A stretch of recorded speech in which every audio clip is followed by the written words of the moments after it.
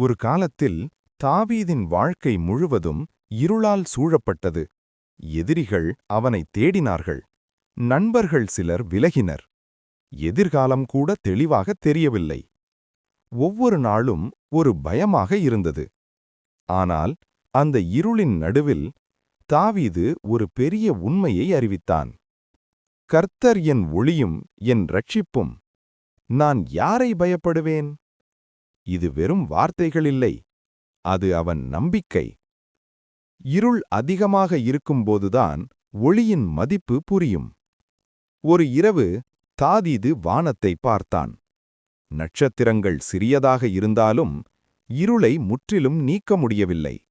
ஆனால் ஒரு சிறிய ஒளியே பயத்தை குறைக்கப் போதுமானது. அவன் புரிந்து கொண்டான். தேவன் அவன் பாதைக்கு ஒளி. அவன் நடக்க வேண்டிய வழியைக் காட்டும் வழிகாட்டி. எதிரிகள் அருகில் வந்தபோதும் அவன் இதயம் தளரவில்லை. ஏனெனில் அவன் தெரிந்திருந்தது, ஒளி இருக்குமிடம் இருள் நிலைக்க முடியாது.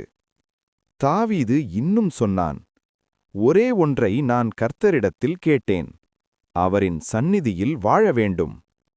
பாதுகாப்பு அரண்மனையிலில்லை, படைப்பாளியின் சந்நிதியில்தான். நம் வாழ்க்கையிலும் சில நேரங்களில் இருள் வரும்.